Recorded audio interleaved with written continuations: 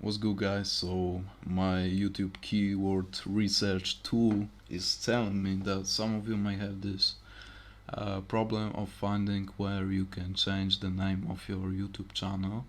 So I'm just going to use my other YouTube channel account to show you this real quick. So we need to go to your channel. Now let's click on customize, and from here we need to go to branding, or actually basic info.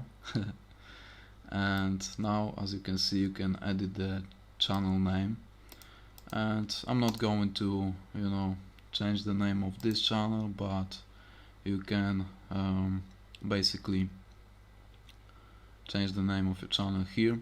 So that will be it for this video, and hope to see you in the next one.